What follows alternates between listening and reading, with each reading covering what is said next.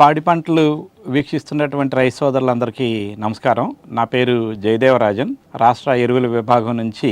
AP AIIMS, AP agriculture information management system 2.0 ఈ app ద్వారానే ఎరువుల్ని పంపిణీ చేయాలన్న ఉద్దేశంతో జూన్ 8వ తేదీ నుంచి ఎరువుల పంపిణీ కూడా ప్రారంభించడం జరిగింది. ప్రతి ఆండ్రాయిడ్ ఫోన్లోనూ గూగుల్ ప్లే స్టోర్లోకి వెళ్ళి APAIMS 2.0 అనే దాన్ని మీరు డౌన్లోడ్ చేసుకున్నట్లయితే, మీ ఆధార్ నెంబర్తో రిజిస్టర్ అయినట్లయితే ఓటీపీ వచ్చి మీరు ఆ యాప్లో రిజిస్టర్ అయిపోతారు. ప్రతిసారి ఆధార్ నెంబర్తో రిజిస్టర్ అవ్వాల్సిన అవసరం లేదు. 4 సంఖ్యల ఎంపిన్ మీరు సెట్ చేసుకున్నట్టయితే ఎంపిన్ ద్వారా మీరు యాప్ లోపలికి వెళ్ళొచ్చు. ఒకసారి మీరు యాప్ లోపలికి కనుక వెళితే మీ ఆధార్ నెంబర్కి లింక్ అయినటువంటి మీ భూముల వివరాలన్నీ అక్కడ కనపడతాయి. సాగు చేసేది కానీ కౌలు చేసేది కానీ మీరు నమోదు చేసుకుని ఉంటే భూముల అన్ని వివరాలు కూడా మీరు ఈ ఏపీ ఎయిమ్స్ 2.0లో మీరు చూసుకోవచ్చు. గత పంట కాలంలో ఆ భూముల్లో మీరు సాగు చేసినటువంటి పంట వివరాలు కూడా కనపడతాయి. పంటల యాజమాన్యం ఉంది, పంటల ధరలున్నాయి, వాతావరణ పరిస్థితులు ఉన్నాయి, మీ భూమి వివరాలు ఉన్నాయి.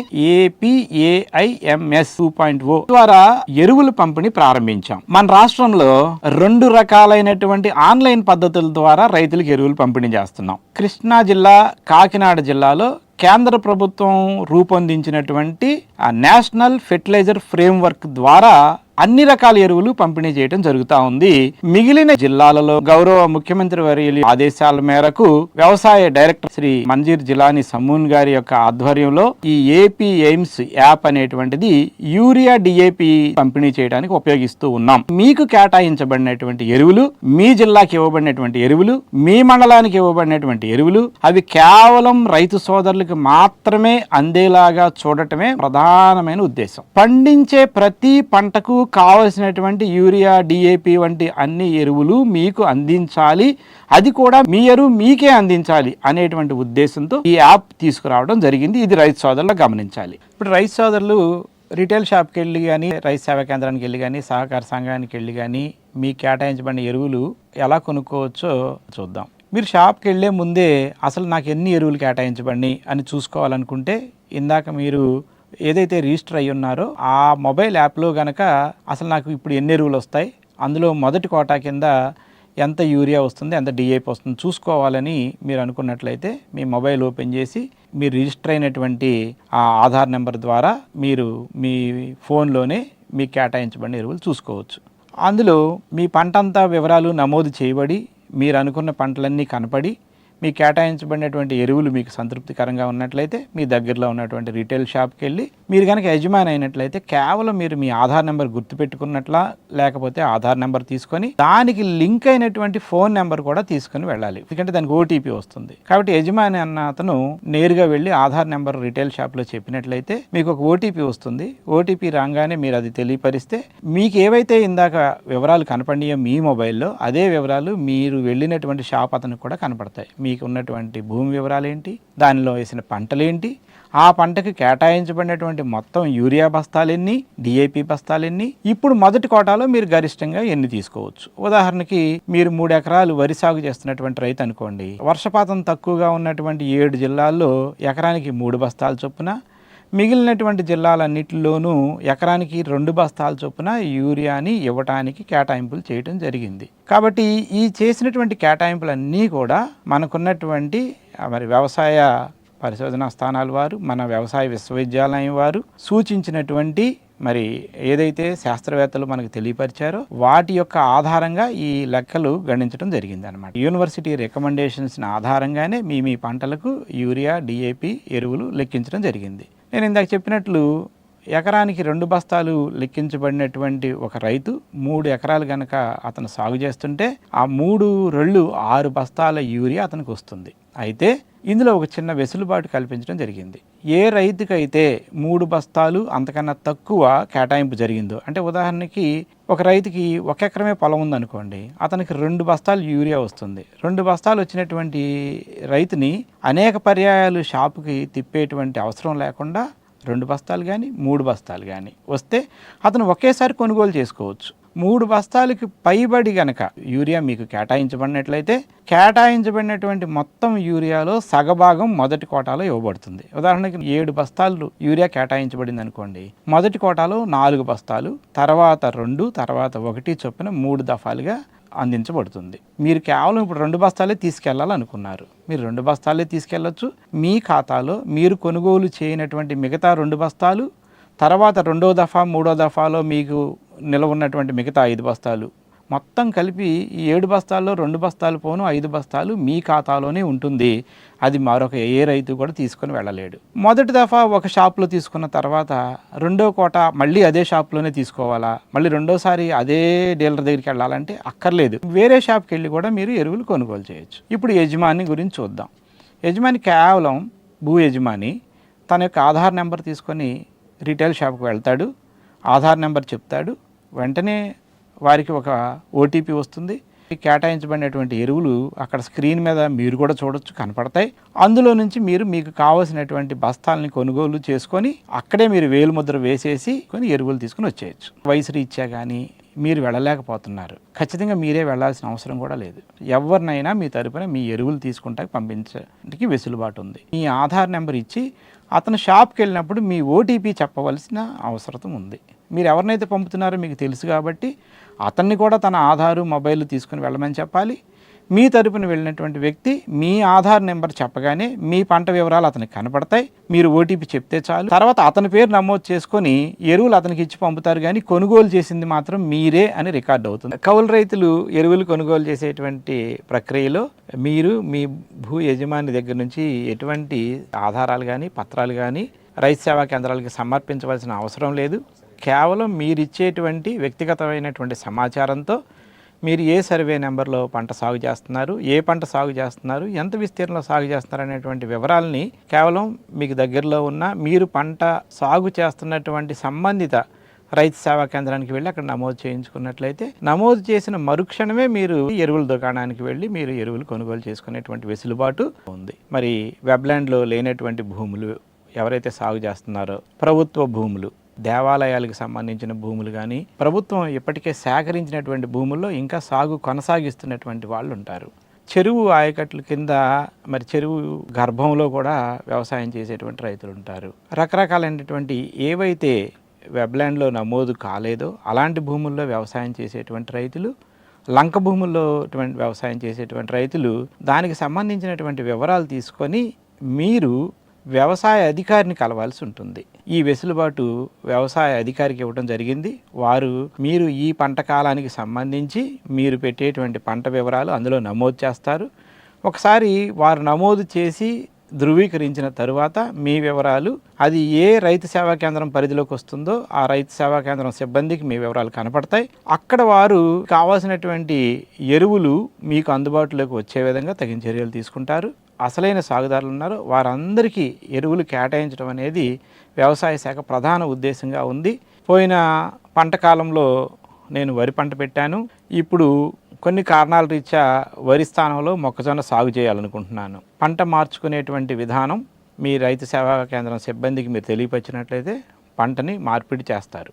కొంత విస్తీర్ణంలో మాత్రమే మీరు మొక్కజొన్న చేసి మిగతా దానిలో వరి చేస్తారు. ఆ వెసులుబాటు కూడా ఉంది. పోయిన సంవత్సరం మీరు 2 ఎకరాలు మాత్రమే సాగు చేశారు. ఈ సంవత్సరం ఇంకొక రైతు దగ్గర భూమి కూడా తీసుకొని ఇంకొక 2 ఎకరాలు అదనంగా చేయబోతున్నారు. దాన్ని కూడా నమోదు చేసుకోవచ్చు. ఏది ఏమైనప్పటికీ రైతు చేసేటువంటి మొత్తం సాగు తర్వాత ఆ సాగు విస్తీర్ణంలో ఉన్నటువంటి ఎన్ని రకాల పంటలైనప్పటికీ మార్పులు చేసుకొని వాటికి తదనుగుణంగా మీకు యూరియా డిఏపి కేటాయింపులు జరుగుతాయనేటువంటిది ప్రతి రైతు అర్థం చేసుకోవాల్సిన విషయం. డీలర్లు చేయవలసిందల్లా ఏంటంటే మీ ఆధార్ నెంబర్తో కనుక మీరు ఒక్కసారి లాగిన్ అయితే సాయంత్రం వరకు మళ్ళీ మీరు ఆ లాగిన్ ఓపెన్గానే ఉంటుంది. ఎంతమంది రైతులు వచ్చినా సరే మీరు ఎరువులు పంపిణీ చేయవచ్చు. ఉదాహరణకి మీ దగ్గరికి వచ్చినటువంటి ఒక రైతుకి సంబంధించి మొదటి కోటాలో 5 బస్తాలు యూరియా 3 బస్తాలు డిఏపి అని మీకు కనపడింది అనుకోండి.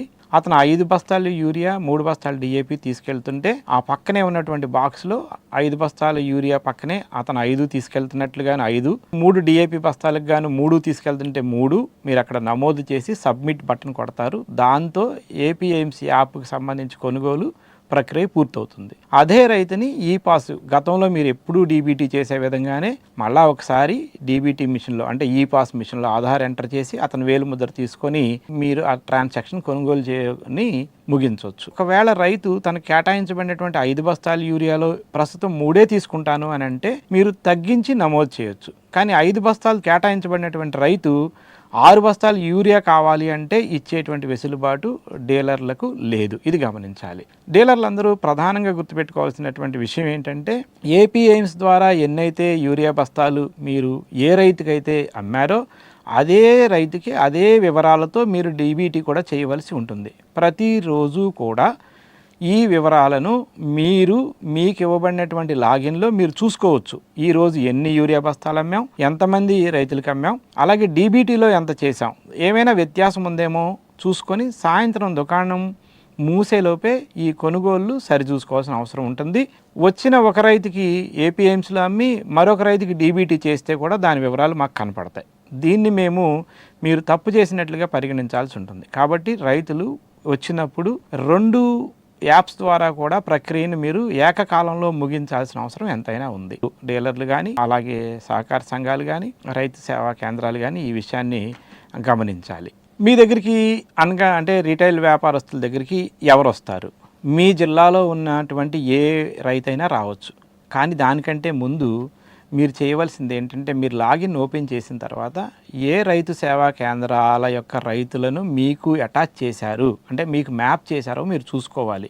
గ్రామాల వారీగా ఒకవేళ మీకు దూరంలో అంటే 2 మండలాల అవతల ఉన్నటువంటి రైతులు కనుక మీ దుకాణానికి వచ్చే పరిస్థితి ఉంటే కనుక మీరు మా దుకాణాన్ని పలానా రైతు సేవా కేంద్రానికి అటాచ్ చేయమని దానికి సంబంధించినటువంటి రైతు సేవా కేంద్రం యొక్క అధికారికి మీరు తెలియపరిచినట్లయితే మిమ్మల్ని అక్కడ మ్యాప్ చేయడం జరుగుతుంది. ఒక జిల్లాలో ఉన్నటువంటి వ్యాపారస్తులందరినీ ఎంతమందినైనా ఎన్ని ఆర్ఎస్కేలకైనా అటాచ్ చేసేటువంటి వెసులుబాటు వ్యవసాయ శాఖ కల్పించింది. ఈ విషయంలో ఎటువంటి రెస్ట్రిక్షన్స్ పెట్టలేదు. కేవలం రైతు తనకు కావలసినటువంటి దుకాణంలో ఎరువులు కొనుక్కునే వెసులుబాటు కోసం ఈ అవకాశం కల్పించారు వ్యవసాయ శాఖ వారు. దీన్ని గమనించి ఒకవేళ మీకు సంబంధించినటువంటి రైతులు ఆ రైతు సేవా కేంద్రం మీ దుకాణానికి మ్యాప్ కాకపోతే మీరు వ్యవసాయ శాఖ సిబ్బందికి మీ దుకాణాన్ని దానికి మ్యాప్ చేసుకునేటువంటి అవకాశం ఉంది. అలాగే మీరు లాగిన్ అవ్వడానికి ఏవైనా సమస్యలు ఉన్నట్లయితే మీ సంబంధిత వ్యవసాయ అధికారిని కానీ లేకపోతే మీ హెల్ప్ డెస్క్ని కానీ సంప్రదించి మీకు సంబంధించిన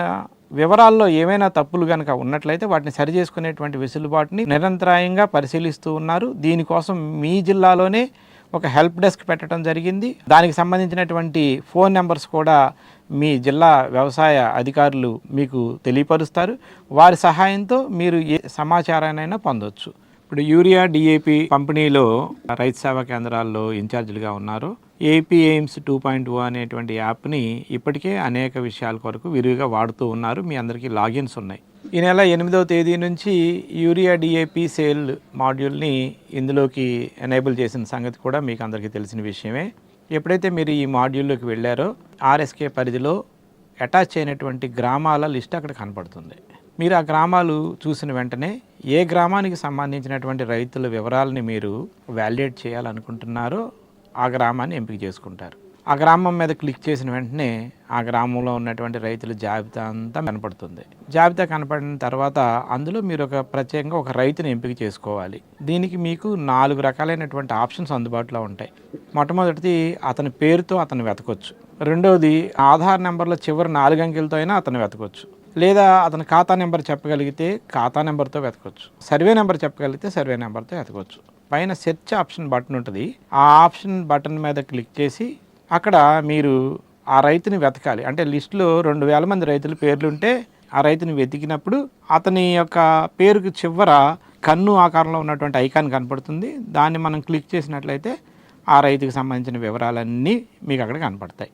రైతు వివరాలు కనపడిన వెంటనే ఒకసారి మీరు అతన్ని వివరాలన్నీ చూసుకొని రైతు మీ దగ్గర ఉంటే అవన్నీ సరిపడా ఉన్నాయా లేదా, లేకపోతే వాటిలో ఏమైనా చేంజెస్ కావాలా, మీకు ఇవ్వబడినటువంటి డేటా అంతా కూడా 2025లో ఖరీఫ్ సీజన్లో చేసినటువంటి ఈ పంట వివరాలు అక్కడ ఉన్నాయి.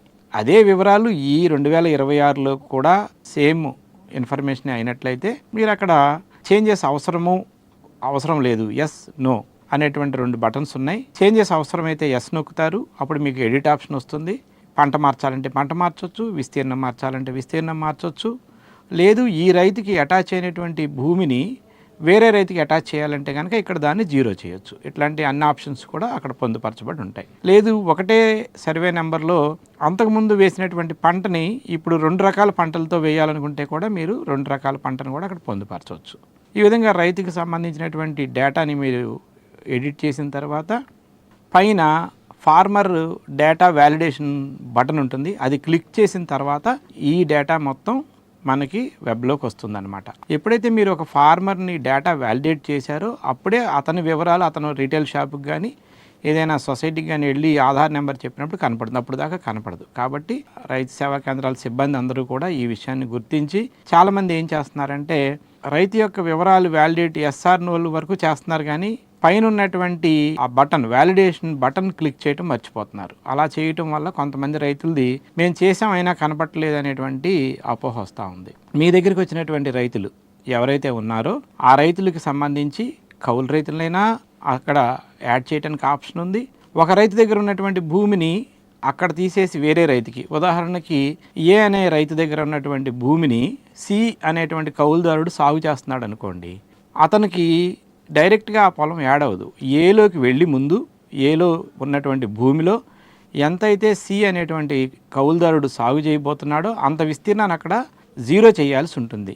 ఫస్ట్ మీరు ఏలోకి వెళ్ళాలి, అక్కడ ఉన్నటువంటి విస్తీర్ణాన్ని జీరో చేయాలి, అప్పుడు అది మీకు జనరల్ పూల్లోకి వస్తుంది. అక్కడ వచ్చినటువంటి విస్తీర్ణాన్ని తీసుకొచ్చి మీరు సికి అటాచ్ చేయాల్సినటువంటి అవసరం ఉంది.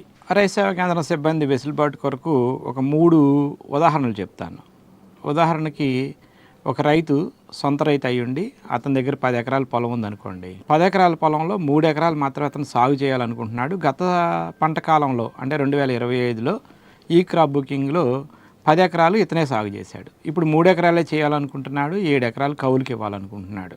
మొట్టమొదటిగా చేయవలసింది ఏంటంటే యజమాని దగ్గర ఉన్నటువంటి 10 ఎకరాల్లో 3 ఎకరాలు ఏ పంట పెట్టాలనుకుంటున్నాడో దాన్ని వ్యాలిడేట్ చేస్తారు.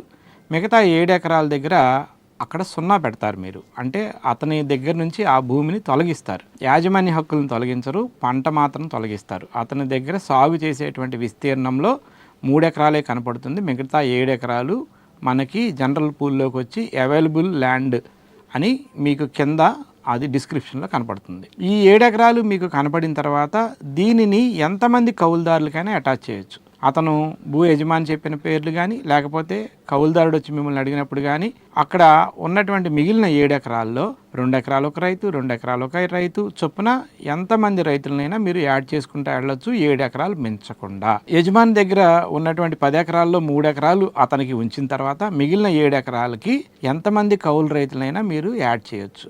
ఒక రైతుకి 2 ఎకరాల చొప్పున, మరొక రైతుకి ఇంకొక 2 ఎకరాల చొప్పున, మిగతా రైతుకి మిగిలిన 4 ఎకరాల చొప్పున మీరు ఎంతమంది కౌలు రైతులైనా యాడ్ చేయొచ్చు. అయితే అక్కడ కండిషన్ ఏంటంటే ఆ ఉన్నటువంటి 7 ఎకరాలు మించకుండా మీరు కౌలు రైతులను జత చేసేటువంటి అవకాశం ఉంటుంది.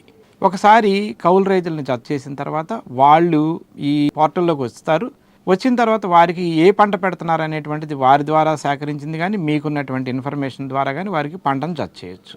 ఒక రైతు దగ్గర 2-3 పంటలు కూడా మీరు కలపవచ్చు. ఉన్న విస్తీర్ణానికి పరిధి దాటకుండా ఒకే విస్తీర్ణంలో 2 పంటలు పెట్టినా 3 పంటలు పెట్టినా కూడా అక్కడ నమోదు చేసేటువంటి అవకాశం ఆర్ఎస్కే సిబ్బందికి ఇవ్వడం జరిగిందనమాట. ఫార్మర్స్ డేటా వ్యాలిడేట్ చేసిన తర్వాత రైతు సేవా కేంద్రం సిబ్బంది చేయవలసిన మరొక ముఖ్యమైన ప్రక్రియ ఏంటంటే మీ గ్రామం రైతులు సర్వసాధారణంగా ఏ రిటైలర్స్ దగ్గరికి వెళ్ళి ఎరువులు కొనుక్కుంటారో వాళ్ళని మీ ఆర్ఎస్కేకి మ్యాప్ చేయాలి. మీరు రిటైలర్ మ్యాపింగ్ అనేటువంటి ఐకాన్ క్లిక్ చేస్తే మీకు మండలాల లిస్టు కనపడుతుంది. అక్కడ మండలాల లిస్టులో ఒక మండలం క్లిక్ చేస్తే ఆ మండలంలో ఉన్నటువంటి రిటైల్ వర్తకుల జాబితా అంతా 2 కేటగిరీల కింద కనపడుతుంది.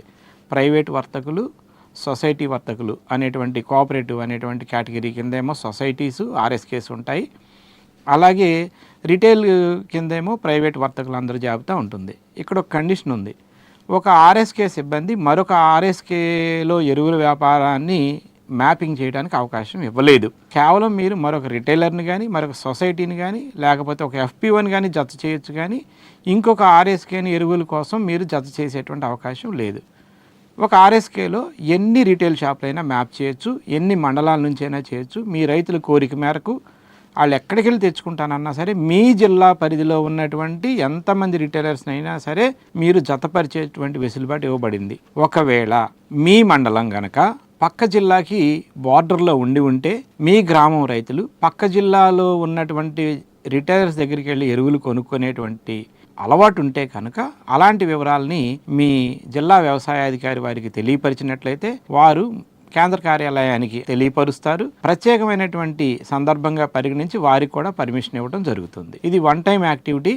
ప్రతిసారి మా వాళ్ళు అడిగారని చెప్పేసి కాకుండా ఒకేసారి అన్ని మండలాల నుంచి ఈ జాబితా సేకరించి జిల్లా వ్యవసాయాధికారి కేంద్ర కార్యాలయానికి పంపించాల్సిన అవసరం ఉంటుంది.